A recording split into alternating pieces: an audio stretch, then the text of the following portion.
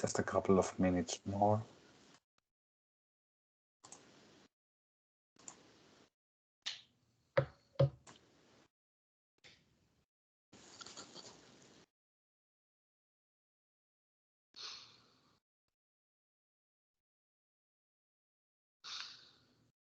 Just to inform you that we are going to record actually Professor Rovelli's talk, so if there are any issues, you can turn off your camera only in this case if you need.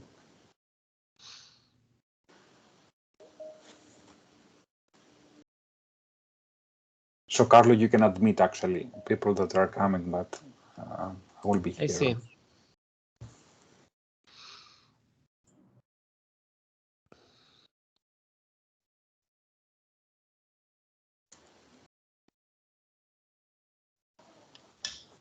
Okay, I think we can start. I would like to say good evening from Athens, and you are warmly welcome to this talk organized by the Institute of Philosophy and Technology.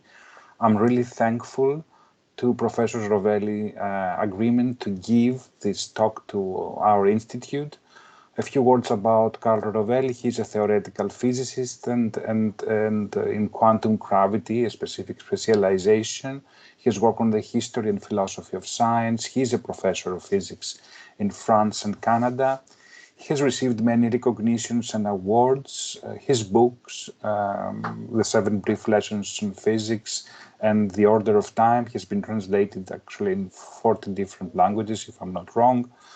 And recently, from the Foreign Policy magazine, he's considered one of the 100 most influential thinkers of our time. So, Carlo, welcome. The stage is yours, and thank you in advance from all of us for being here to speak about Anaximander, because we have also this same passion about early Greek philosophy and the origins of science. Thank you very much. Thank you, Janice. Thank you all of you for being here. It's a honor and a big pleasure because, yes, I had at some point I developed a passion for Anaximander. So inviting me to talk about that is like, asking somebody to talk about his or her lover, which is everybody does with great passion. At the same time, I've written a book on Anaximander. So one could say I'm competent about Anaximander, but the reality is that I'm not, because in spite of my interest and passion in philosophy, in ancient Greek philosophy, and in particular in pre-Socratic thinkers, and in particular Anaximander, I'm a physicist. I'm a physicist by training, by all work of my life. So I've worked mostly with equations and theories and general relativity and quantum gravity and that kind of stuff. So I'm out of my field here. And please do consider that I'm out of my field here. I don't have a training as a historian, not really as expert of history or philosophy. And in fact, I'm going to talk about Anaximander, but not from the perspective, I'll try to clarify that in which sense, not from the perspective of a historian and not from the perspective of a philosopher. And especially what I'm not going to do is to contribute to the discussion, which is of course of enormous importance, and I'm following it. I lost my earphone, doesn't matter. The discussion on what exactly where the thinking of Anaximander. Other people can do this much better than me, and I just believe what I read in the books. I try to take a sort of a middle ground between different opinions, but everything that has to do with the actual reconstruction of the thinking of Anaximander and his colleagues and peers, I'm not competent. So that's not what I'm talking about. And also, I'm not talking about trying to understand the cultural influences on Anaximander himself. There was a wonderful talk a couple of weeks ago on this, in particular the architecture on the time, the big architectural projects in sort of the 6th century Greek world. I follow that with enormous passion. I'm not competent to evaluate. So what am I doing? Let me because after all, I wrote a book on that. So what did I put in the book? Do you see Anaximander? Is that to do? Can you see the this shade screen? I think it's fine, Carlo. Yes, I think it's fine. Yes. Good. So let's see. What is not fine is okay. Yeah. So what I did is to come. In fact, what happened is that I stumbled on Anaximander because I was preparing for a course on the history of science as a scientist, and I started reading what was known about early science, and I sort of went back, and I stumbled upon Anaximander, and I was shocked by the kind of thinking attributed to him, or his thinking as far as we know, as a scientist. And I had the impression that he was dramatically under-evaluated for what concerns the legacy, the importance of this thinking on the subsequent history of thinking and science in particular. My impression was that there is an incredible jump from, at least from the record we have, from before him to after him. There's a number of ideas that the ancients attribute to him, and these ideas are colossally important. And this is the key point, it takes a scientist, a real scientist, to appreciate that. So I'm talking about Anaximander legacy, and I got convinced that if you look at him, sort of anachronistically, of course, from the perspective of what has happened later, the weight of what he has done, it's immense, is colossal. And this, I got to the idea, has been missed because the people who have a scientific way of thinking don't know anything about Anaximander, very simply. And most people who study Anaximander miss the sort of the part of his thinking that had an importance for later development of science, Greek science, Hellenistic science, modern science, contemporary science. And that's what I want to do, and what I did in the book, and I wanted to do. So say, wait a minute, a lot of the thinking that we now, a lot of the ideas and ways of thinking that we now consider crucial, basic in science, can be rooted to Anaximander. All right, so after realizing that, I started taking notes. I started reading everything I could about him. It's not too difficult because there isn't much about Anaximander. And then I realized that I'm not the only one who got to similar ideas.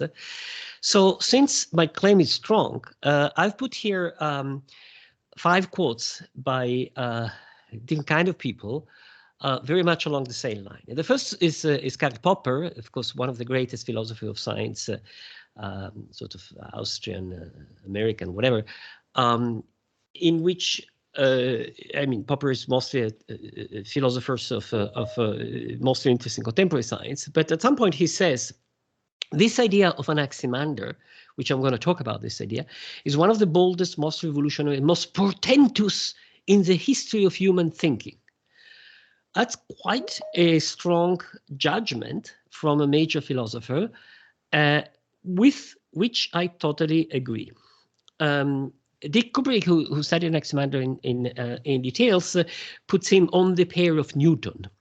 And in the introduction of a collective book with various contributions to the study of Anaximander, The authors say collectively, we are convinced that Anaximander is one of the greatest minds that had ever lived, and we felt that this has not been sufficiently reflected in the scholarship until now. This was a few years ago. And Kant, of course, I mean, people who know Anaximander know who is. Even if we knew nothing about this author, this theory alone, which is one of the theory attributed to him, would guarantee him a place among the creators, careful, the creator of a rational science of the natural world.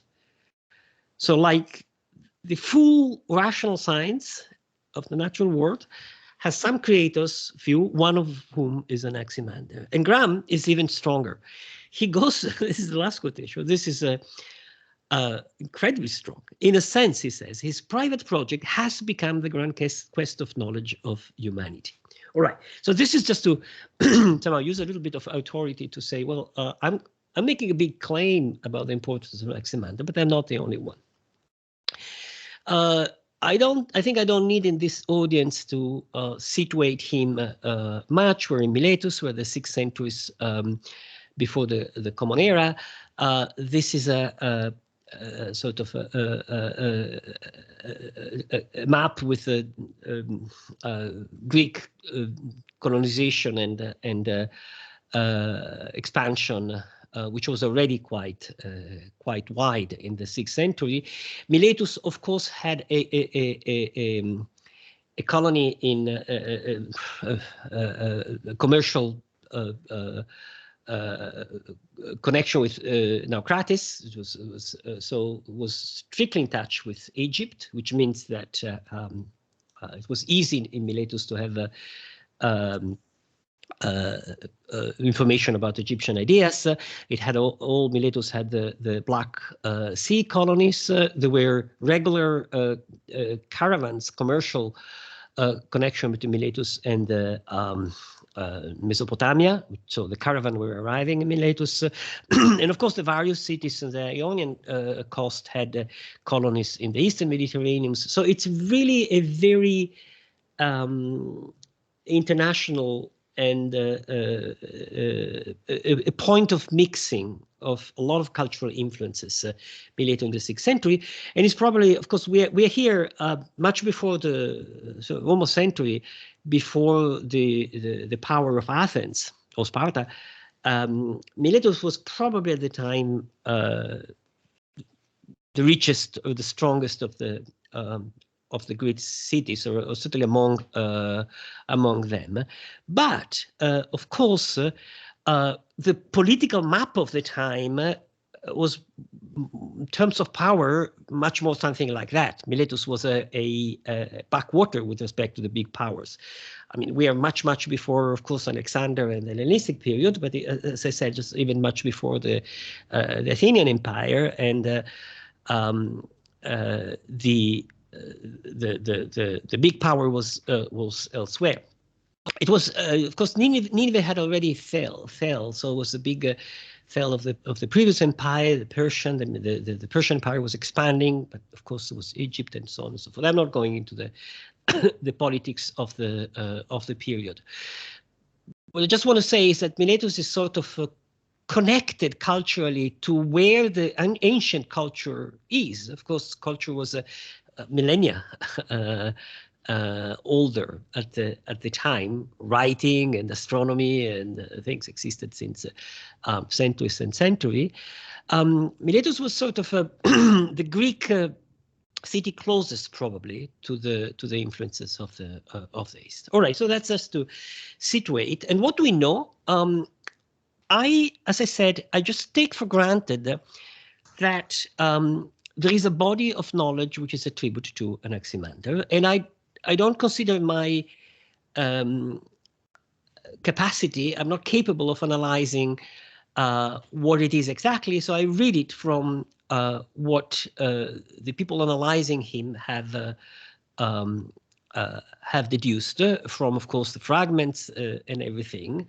And this is a list of 10 or so ideas that the ancient world attributed to him. So, of course, there's a book. The book is lost. That's presumably what might have been in that book. And that's my starting point. So I take that as this list as an input. I come with somebody who has knows science and what has happened with science in the following millennia, and I look back at that. And if you look at this from this perspective, you get astonished. You get completely astonished. I'm not going through all of this. I do in my book. Here, I'm just talking. Just going to talk about two of these various points. I'm not even going to read all of them because it will take too much time. I'm going to talk about his cosmology, his map of the cosmos, but not even about that. Just a part of it, one piece of it, which is the position of the Earth. So I'm not going to talk about the circles of the sun, the moon, and the stars, just about the Earth. And then maybe if I have time, I'll see what we do with time. I'll say something about his meteorology. And I chose this one because it's a one that Popper says is the most portentous, one of the most portentous ideas of humankind. I do think so, and because I think it's central, far more important than anything about Aperon and anything on which so much scholarly work has been done on Anaximander. So what's the idea I'm referring to? It's the following idea. This is how the world has been imagined at a larger scale by everybody, as far as we know, up to Anaximander. The sky is above us, the Earth is below us, so there's an up and down. It's a fundamental structure of the world. Things, of course, heavy things fall from up toward down, and that's it. And an Anaximander idea is that, no, that's not it. A better way of understanding what happens, what's around us, is that the sky is all around us, okay? The Earth is not below us, it's just a big stone floating in the middle of nothing. It's just not falling and sort of hanging there in the middle of the sky. And around it, there are circles with celestial bodies and so on. So this is the idea that Popper says is one of the boldest, most revolutionary, most portentous in the history of humankind. Now, why does Popper say so? Why do I think so? And why I think there is something major going on here? First of all, every civilization in Europe, in Asia, in the Americas, thought the world as the first picture. So oriented up and down. Up is the heaven and down is something, either the earth or ocean or turtles or the columns. The Bible talks about columns on which things are supported or something else. So they're all variants of the same idea. And I want to stress this as strongly as I can. Not all the way to antiquity, all the way to the modern era. When the Jesuits went to China in the 17th century, that was still the idea, is up and down, okay? India got to the idea of an earth floating in the middle of the sky only when the Greek arrived there and told them. In the Americas, the civilizations got to this idea only when the Europeans got there and told them. So nobody figured out that the sky is all around the earth, as far as we know, or at least nobody figured out and convinced his people around that the earth is a stone that floats in the nothing, except one man, Anaximander, who not only figured it out and wrote it in his book, it's clearly in his book, but succeeded in convincing his own civilization, because a century later, Plato says, I do believe that the earth is round and sitting there and the sky is around, and Aristotle take it as granted and gives very good scientific elements for supporting this world picture, and so on and so forth. So this is a change in the way we think of the world deep, profound, enormously consequential. It's a beginning of the picture of cosmos of the Western civilization. It's universally attributed to Anaximander. Okay, and careful. The key step is this one, going from sky up and earth down, and earth down to earth floating in the center and the sky around. If you're not a scientist, you may think, well, come on. I mean, Anaximander, Earth is a disk, is a piece of a cylinder, a piece of a column. Maybe one way, maybe another way. I mean, 2 weeks ago, I got confused about what exactly could have been in that book, but doesn't matter. If you're not a scientist, you say, we know that the Earth is round, and that's not what Anaximander got. But that's not the hard part. Oops, sorry. Let me just jump here. To go from Anaximander Earth, whatever shape it had, to the spherical Earth is simple. It's just a little modification of a picture. Okay, and in fact, it's so simple that in a generation, the step was taken. We're not sure who, maybe Pythagoras, maybe Parmenides, but at the time of Plato says very clearly, I believe the Earth is a sphere. And Aristotle gives a very, very good scientific argument with the shadow of the Earth on the moon and so on. So the second step here, from an Anaximander picture to the round Earth, from a scientific point of view, it's trivial. It's just a little modification of the previous picture. And of course, it's not even right that the Earth is spherical, because it's not spherical. So you do another little modification, and you discover that actually is a little bit, flattened at the poles, and not even so, because it's a little bit like a pier and so on and so forth. So you ameliorate. The key point is to understand that it's not the way we thought it was, and to completely upset the previous picture of the world. Now, how the hell did Anaximander do that? Let me take you through the mental path of this huge revolution, because that's what shows what it takes and why it's so astonishing. So I was going back to this picture here.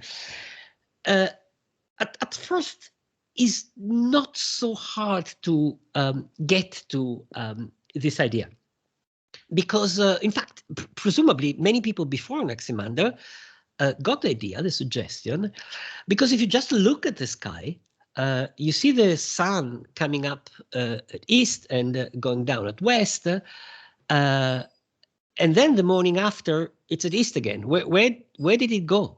How did it go from west to east during the night? Where does it passes? It's not just the sun, it's the moon, the stars. So you have the full sky around you that rotates around you very clearly. If you just go out in the night and look at the sky, you see it rotating. And it's very natural to think, well, it keeps rotating below us. But if it is rotating below us, you need empty space below us. So you get to the idea, well, maybe the sky is rotating around us and the Earth is in the center. So that's easy. But if you say that to a friend, I mean, imagine you and your friend, look at the sky, say, look, it's changing, it's rotating, the stars have moved in the last hours. So maybe they all rotate around us, so the Earth is just floating in the middle of the sky. And your friend says, you're an idiot. If it was that, the Earth would fall, right? How can the Earth stay there without falling? And therefore, the idea is absurd. The Earth cannot fly in the middle of the sky without falling.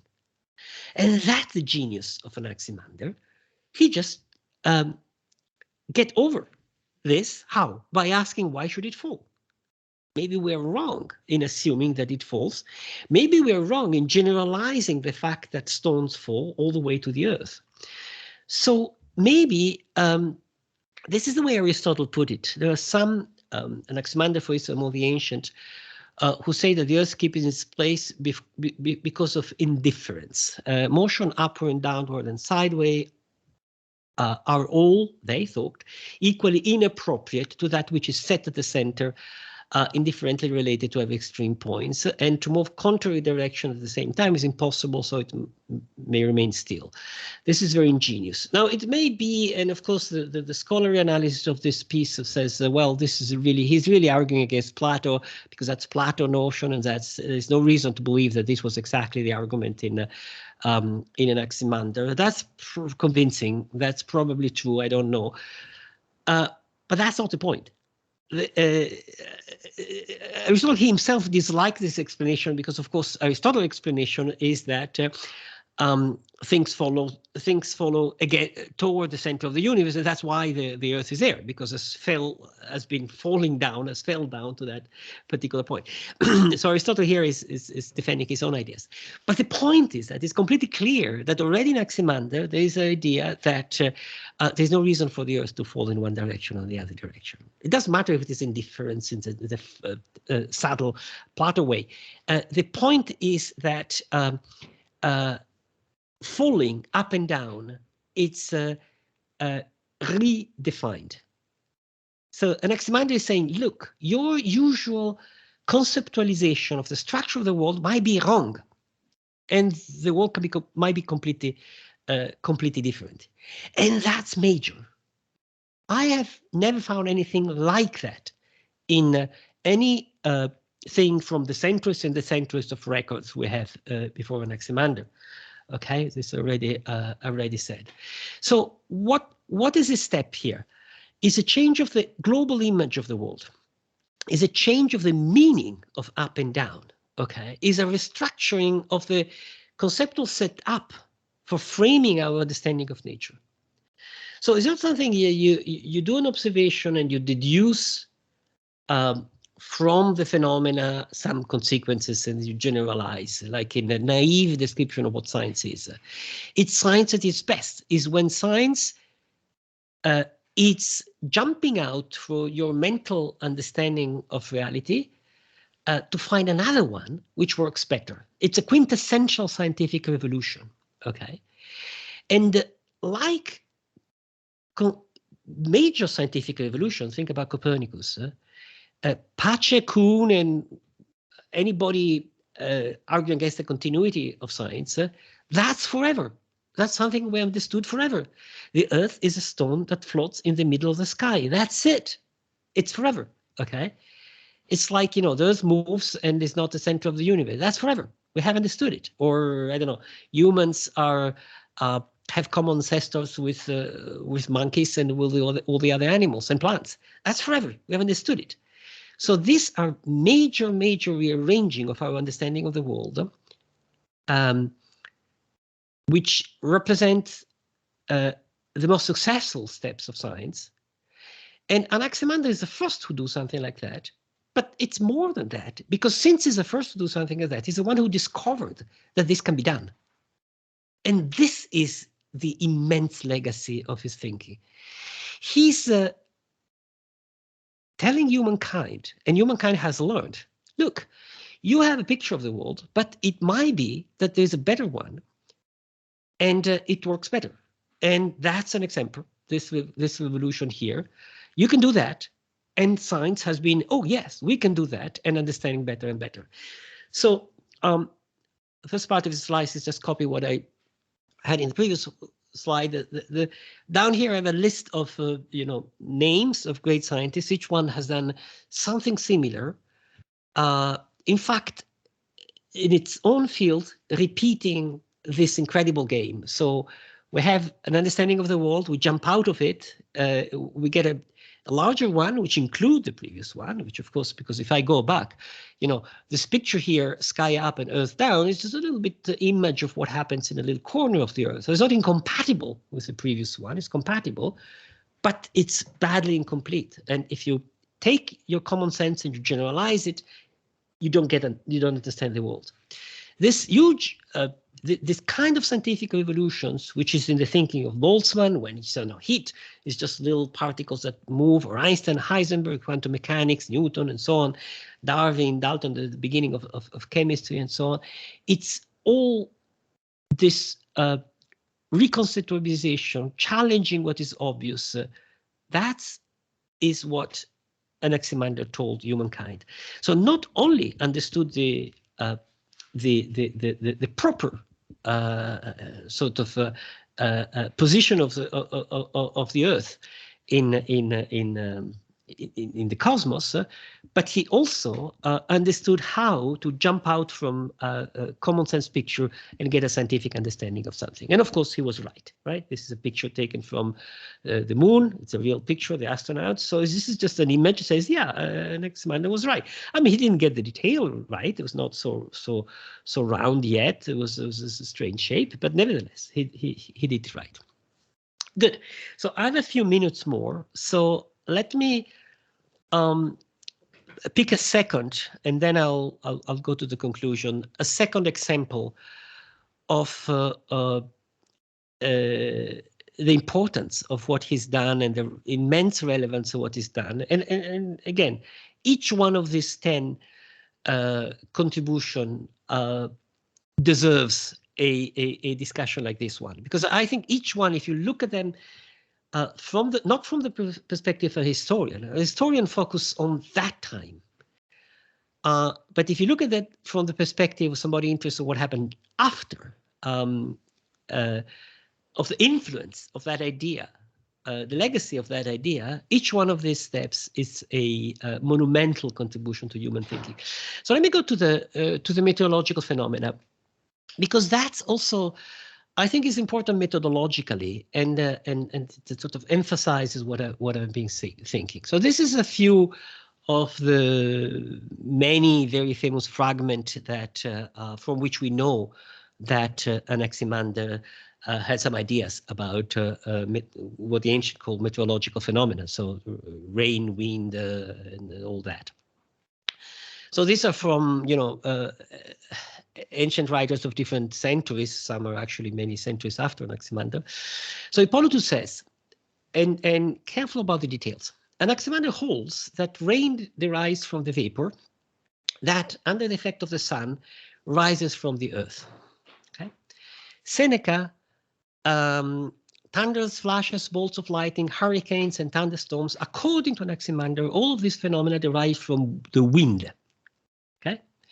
And Aetius, later, according to Anaximander, wind is a current of air whose subtle and wet parts are set in motion and mixed by the sun's influence. And the reason I read it, and I want to think in detail, is that there's something hidden here that you don't see at first sight. At first sight, what do you see? Well, come on. I mean, these are trivialities. We all know that they're all true. By the way, they're all true. Where does rain come from? Well, from the vapor that evaporates under the effect of the sun and rises from the earth. It's completely true. Okay, and so are the others. But they're trivialities, and okay, good. So he had made a good observation. Okay, so it seems like a good thinker that got some observation right in nature. But read more carefully. None of these authors writes the rain derives from vapors of that under the effect of the sun, blah, blah, blah. And this was first noticed by Anaximander.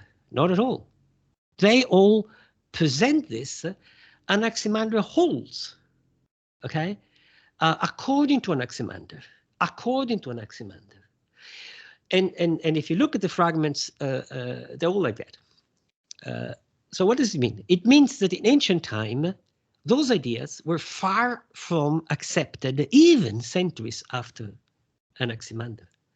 The naturalistic explanation of this phenomena was out in the culture, of course. I mean, this is these writers are far much after some of them much after Democritus, Epicurus, Lucretius. Okay, so certainly it was around in the culture, but was far from obvious, far from accepted. It was just a marginal fact, a marginal perhaps part of ancient culture. Even not thinking of thunder as an expression of Jupiter, this naturalistic understanding was not the dominant. So why I'm saying that? Because it's easy to overlook the importance and the power of what Anaximander, maybe he, in this specifically, is not just himself, or maybe Thales together, or the Miletus school. I'm not saying that Anaximander, the man, it's what matters. It's a set of ideas which is around this nucleus that people in ancient time attribute to him. That's what is remarkable. So what I'm saying here is that it's easy to overlook the fact that these are ideas which in modern times, you don't see the importance because they're obvious. We have learned that. He was right. And in ancient time, you don't see that they're important because it's not obvious, because he hadn't yet convinced everybody that that was the case, right? So go back to your primary school and remember when in primary school, the teacher explained this absolutely magic and beautiful story about nature, that, you know, the cycle of water. Water evaporates from the sea, from the streams, from the fields, goes up in the sky, becomes, you know, becomes vapor, then there's some cold air, becomes clouds, and then there's again some cold air and some other phenomena, and comes down from rain. So where does the rain come from? Strange, great theory. Look, Hippolytus doesn't know where the rain comes from, okay? He says, well, according to Anaximander, the rain comes from the evaporation of the water. It's the same thing going around. This is incredible discovery of humankind. Who made it? Anaximander. Okay. The wind. What does set the wind in motion? The sun. The heat of the sun. That's exactly what set it. Who discovered it? Anaximander. And unlikely the floating of the earth, Anaximander here was not able to convince the others. Was able to throw around ideas and to convince somebody, but not the entire civilization. That the earth floats in the middle of the sky and the sky is all around, he was able to convince his entire civilization.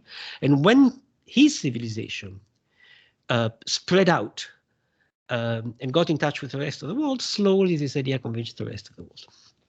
All right, so I've been talking a lot. I just want to add one last point before concluding, which is not a specific idea, but is methodological.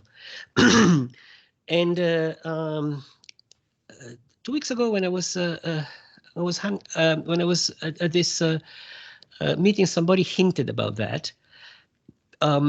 That's maybe, for me, the most interesting point of all, which is the following. I want to introduce it by a quotation by Cicero, or Cicero, Cicerone, how we call it in Italy. So we are in the Roman time. I mean, half a millennium later, right? And Cicerone talks about the anti-thinker and says something very interesting about Anaximander. He says, Thales claimed that all is water. You'll know the story, right? Thales, everything is made of water. Anaximander, no, everything is made by a single substance, but it's not water, it's the apero. All right. So Cicero writes, Thales claimed that all is water, but about this, he could not persuade Anaximander, who is nevertheless his companion and fellow citizen. And you perceive here a certain surprise by Cicero, who is perhaps one of the most cultivated and knowledgeable persons in the Roman Empire, right? From the, and you know, he understands scientists better than Plinius probably. And yet there is something surprising in what? In the relation between Thales and Anaximander, because it's obvious from Cicero, from everybody he knew, everything he knew, and is the same. It's more than what we know, but we have the same idea that Anaximander was a disciple of Thales, right? He takes so much from Thales. A lot of naturalism comes from there. The shape of the Earth as a disk comes from there.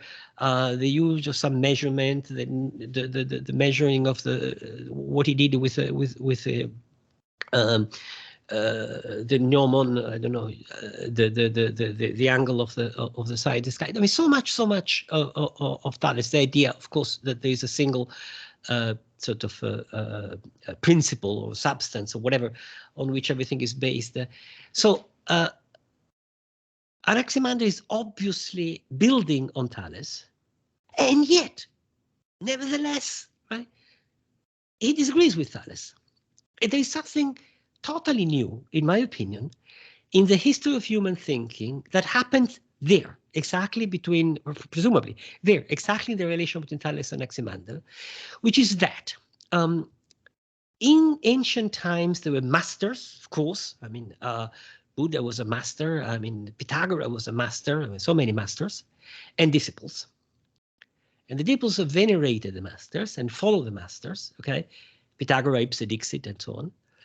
And in the ancient time, there was criticism, of course. I mean, there were people disagreeing with other people. Just read the Bible, what they say about the Babylonian thinkers, okay? All the bad things you can imagine. So there was violent criticism against the people you disagreed with.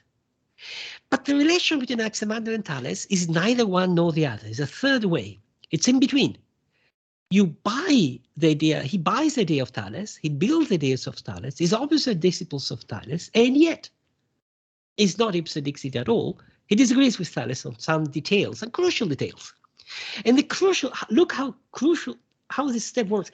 Thales has the Earth as this disk floating on water, on the ocean, because of, you know, earthquakes, because of some arguments, the old idea that around the Earth is ocean, the Bible idea that there's water down.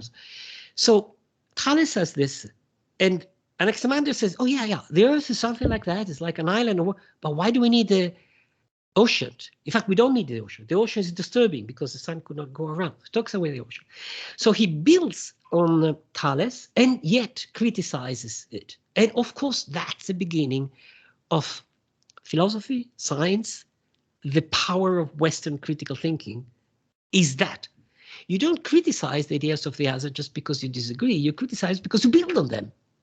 The third way, between reverence and challenge, we have the first testimony of seeing it in happening in the Miletus, in the relation between the Milesians, so much so that half a millennium later, Cicero himself is still surprised of this building on your master and yet disagreeing with him. Right? When I teach my classes at school to my students, and I say, this is the knowledge we have. Buy it, believe it, use it. Without that, you go nowhere. But don't think it's certainly right. Be able to criticize. Everything I'm telling you might be wrong somewhere. And if you want to be a scientist, you have to find out where it is wrong. That's the deep legacy of Anaximander. All this in the same thinker, in what we can gather from the vast, in fact, fragments and testimony about what was in that book. And once again, I think a lot of these things are visible today. In the ancient time, even, you know, Plinius, right? He's the one who opened the door to our understanding of nature about Anaximander. But only today we appreciate the immense power of his naturalism, his specific ideas in these fields and in other fields that I didn't go through. So these are the three topics I described: the redrawing of the world, the naturalistic explanation of phenomena, actually working, not all of them, but and the building of critical thinking. So I close with a reading the last paragraph of my book, because it makes a point and it adds the other topics which I'm not covered here. Let me read it through. So first, Anaximander realized the first great concept of evolution in the history of science. For the first time, the map of the world is redrawn in depth. The universality of free-falling bodies is questioned, and a new image of the world is proposed, where space is not structured up and down, and the Earth floats free in space. It is the discovery of the worldview that will characterize the West civilization for centuries, the birth of cosmology, and the first great scientific revolution. And even more, that's the point I stress here, it is the discovery that scientific revolutions are possible. In order for us to understand the world, we must be aware that our worldview may be mistaken and we can redraw it. this is why one of the comments I said right at the beginning say he can be seen as the starting point of the Western project of understanding the world. Things I've not been talking about, Anaximander is the first geographer, is the first biologist contemplating the possibility that living things evolve in time, is the first astronomer making a rational study of the movements of the heavenly body, I've not talked about that, and seeking to reproduce them in a geometrical or mechanical model. He's the first to propose two conceptual tools that would prove fundamental for scientific activity, the idea of natural law. I'm not claiming that he has an idea of natural law similar to ours, but I'm definitely claiming that our idea of natural law has a root, which is there, guiding the unfolding of events over time and by necessity. And of course, here I'm referring to the famous fragment, single fragment of him. And the use of theoretical terms to postulate new entities. This is my reading of the Apeiron. I don't want to go that. Everybody has its own ideas about the Apeiron. If you are interested, read the chapter of my book. Hypostasis used to make sense of the observable world. So I almost haven't mentioned the Apeiron in all my presentation about Anaximander. And more importantly, Anaximander founds the critical tradition that forms the basis of today's scientific thinking. He follows his master path while at the same time searching for his master mistake. So these are the quotes I presented at the beginning. I'm not going to reread them, but you see why I think, even if they sound exaggerated, read the last one, Graham, his private project has become the grand case of knowledge of humanity. I think there is a germ of truth there. I don't want to exaggerate either, but viewing Anaximander as a minor thinker in the sort of a couple of paragraphs in history of philosophy of civilization, it misses the point, I think, of what he has done. And that's the only image we have of him, probably completely fake. Of course, it's a much later image, but I like this one. I don't know. I dislike the other images of Anaximander that go around. Here I recognize a face that I could connect to the set of ideas that I presented. So thank you very much. I'll stop here. Maybe I talk too much. I'm happy to take questions.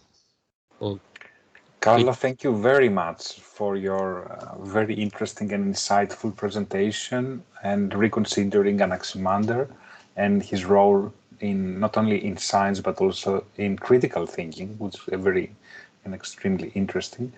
I would like to ask the audience. We have 10 minutes, I think so, for some questions. So please raise your hand. Professor Skaltzas. Dori, hello, good evening. Hi, no, I was trying to clap. I didn't have a question, but I enjoyed the talk immensely, and I'm very grateful to Professor Rovelli for giving it to us. Thank you. Thank you, it's an honor for us also. And the Professor Chiampa? Yes, can you hear me? Yes. Thank you very much for this very interesting talk. And I just have a question.